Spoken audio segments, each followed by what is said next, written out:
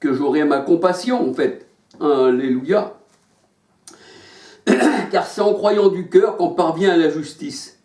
Et c'est en confessant de la bouche, eh bien, qu'on parvient au salut. Car tout vient du cœur. Car là où est ton cœur, alléluia, car là où est ton trésor, car Christ est ton trésor, alléluia. Eh bien, Christ est dans ton cœur, alléluia. Car c'est du cœur, c'est de l'abondance du cœur que la bouche parle. Luc 6, verset 45. Excusez-moi. Lamentation 3, verset 24. Christ est dans nos cœurs. Éphésiens 3, verset 17, 21. Ça veut dire qu'il est dans nos cœurs. Celui qui s'attache au Seigneur est avec lui un seul esprit. Ça veut dire que c'est l'esprit le cœur. Et en un seul esprit, nous avons la pensée du Christ. 1 Corinthiens 6, 13 à 19. Alléluia. Éphésiens 3, verset 17, 21. 2 Corinthiens 13, verset 5. Galates 4, verset 6. Galates 4, verset 6. Donc le cœur est lavé d'une bonne conscience. Hébreux 10, 22.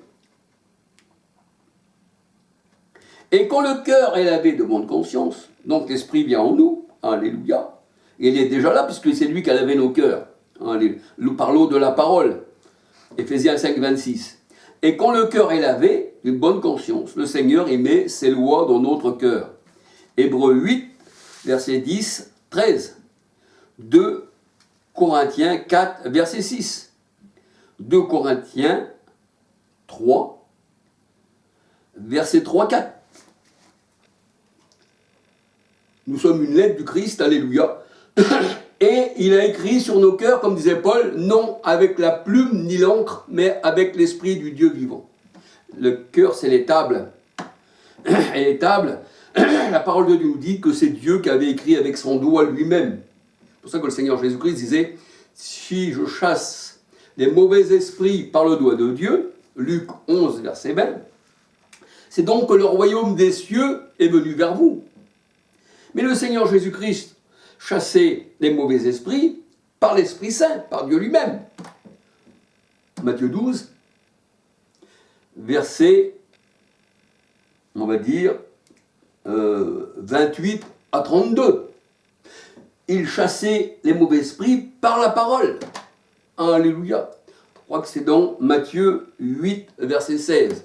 Il chassait les mauvais esprits par la parole. Il chassait les mauvais esprits par le doigt de Dieu.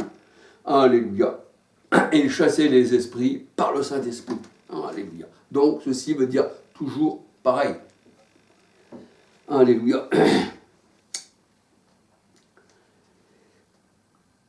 Alors, on peut dire qu'ici, c'est les eaux. C'est le monde. Alléluia. Les eaux, c'est le monde. Et on peut dire qu'il y a aussi la bonne terre, qui représente la parole, qui représente l'homme, qui représente l'épouse aussi, mais qui représente aussi l'homme. Parce que quand le Seigneur, il a semé, quand il a semé dans la bonne terre, eh bien, ça a apporté du fruit, alléluia. Alors la bonne terre, le ciel nouveau, c'est l'épouse du Christ, dans Apocalypse 21, versets 1, 2, 9, 10. Apocalypse 21, versets 1, 2, 9, 10. La bonne terre, c'est l'homme de Dieu qui reçoit la semence, qui reçoit la parole, Luc 8, 11, Matthieu 13, 23, Ésaïe 62, verset 4.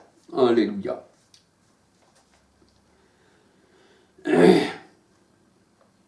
Alors la parole de Dieu nous dit que il ne faut pas que nous ayons des cœurs partagés. Un cœur pour le monde et puis un cœur pour Dieu. L'esprit ne peut pas être partagé. Soit qu'on a l'esprit du Seigneur, on a l'Esprit Saint, mais on ne peut pas non plus avoir l'esprit du monde. Alors un cœur partagé, le Seigneur ne veut pas, alléluia. Osée 10, versets 2 à 9. Il ne faut pas être comme les prophètes de Baal qui clochaient de chaque côté.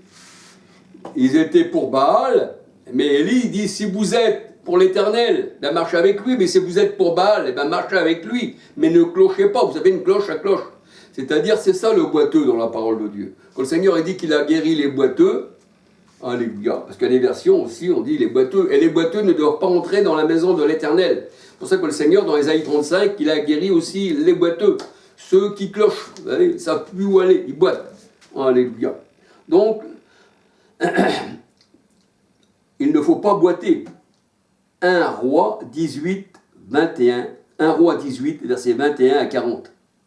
Alléluia. Alors on ne peut pas être à la table du Seigneur, comme le Seigneur il dit, il ne faut pas boiter, hein, et à la table des démons. 1 Corinthiens 10, versets 16 à 22. 1 Corinthiens 10, versets 16 à 22. 2 Corinthiens 6, versets 12, 13 à 18. Alors, comme un cœur est dur, il y a le divorce. Matthieu 19, verset 8. Marc 10, verset 5. C'est ce que le Seigneur disait aux pharisiens quand on lui apportait la femme adultère. Cette femme-là a été prise en flagrant délit d'adultère et on doit lapider de telle femme. Mais toi, que dis-tu? Et ils disent, Moïse a dit qu'il fallait donner une lettre de divorce pour de telles femmes. Mais cette femme-là représentait Israël, représentait même le cœur des pharisiens, si vous allez par là. Parce qu'ils avaient abandonné l'Éternel pour se tourner vers les traditions des hommes. Ils avaient annulé le commandement de Dieu. Dans Marc 7, verset 6 à 13. Alléluia. Et cette femme adultère, eh bien, c'est Israël. C'est pour ça que le Seigneur, il dit, je crois que c'est dans Ézéchiel 16, il me semble, le Seigneur, il dit, est-ce que j'ai donné une lettre de divorce à votre mère? C'est-à-dire à Israël. Alléluia. Est-ce que c'est moi qui ai divorcé ou c'est elle qui s'est prostituée? Alléluia. Donc, il faut bien comprendre la parole du Seigneur. Alléluia.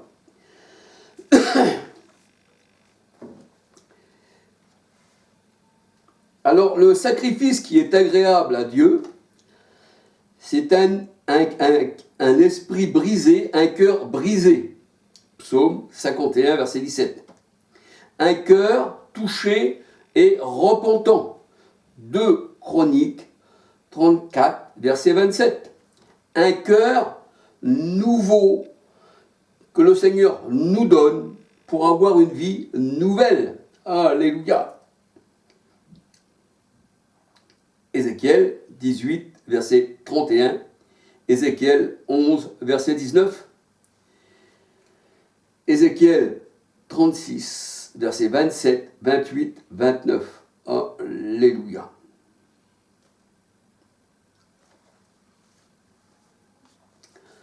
Alors les commandements de Dieu sont écrits sur la table de nos cœurs.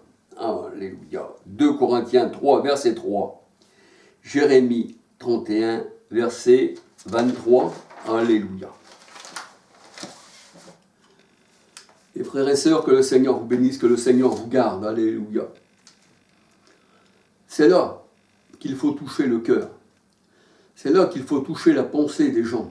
Alléluia. C'est là qu'il faut faire prendre conscience aux personnes qu'ils sont venus sur terre pas d'eux-mêmes, parce qu'avant qu'ils soient nés, c'est pas eux qu'on dit je vais venir sur terre, donc ils n'ont pas de libre choix. Et un jour ils partiront non plus, ils n'auront pas le choix de partir, ils n'ont pas le libre choix. On est venu au monde nu et on repartira nu. Alléluia.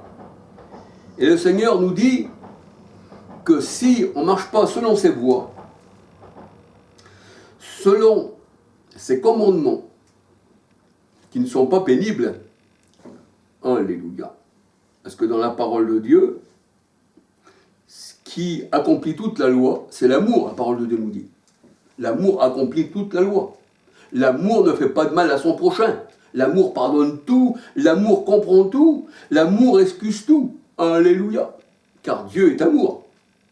Alors, si on ne touche pas les cœurs des personnes, et si les personnes sont récalcitrantes à la parole de Dieu, c'est eux-mêmes qui se condamnent. Alléluia. C'est la personne qui refuse le salut, la vie éternelle, qui va à la mort éternelle pour l'éternité. Alléluia. Et si le cœur est touché, que le Seigneur il trouve un cœur brisé, eh bien cette personne-là, elle est passée de la mort à la vie. Des mains du diable, je dirais, du monde, dans les mains du Seigneur. Et le Seigneur a dit, mes brebis me connaissent, et nul ne les ravira de ma main. Et je leur donne la vie éternelle. Alléluia. Est-ce que c'est pas merveilleux? Alors mes frères et sœurs, que le Seigneur vous bénisse abondamment. Gloire au Seigneur. Et je vous salue dans le Seigneur. Alléluia. Et que le Seigneur fasse de vous des chandeliers, des lampes. Parce que la lampe, c'est l'enseignement. Ça doit éclairer dans la maison, ça doit éclairer les cœurs. Alléluia. Gloire au Seigneur. Proverbe 6, verset 23, bien entendu. Alléluia. Vous êtes des chandeliers, vous êtes des lampes. Comme à la Pentecôte. Eh bien là, les flammes de feu se posèrent sur chacun d'eux. C'était devenu des chandeliers. Alléluia. Dans Acte 2, les flammes de feu se posèrent sur chacun d'eux. Et Acte 20, verset 8 nous dit il y avait beaucoup de lampes allumées dans la chambre haute. Alléluia. Et bien que le Seigneur vous bénisse abondamment. Et gloire à qui? Au Seigneur. Alléluia.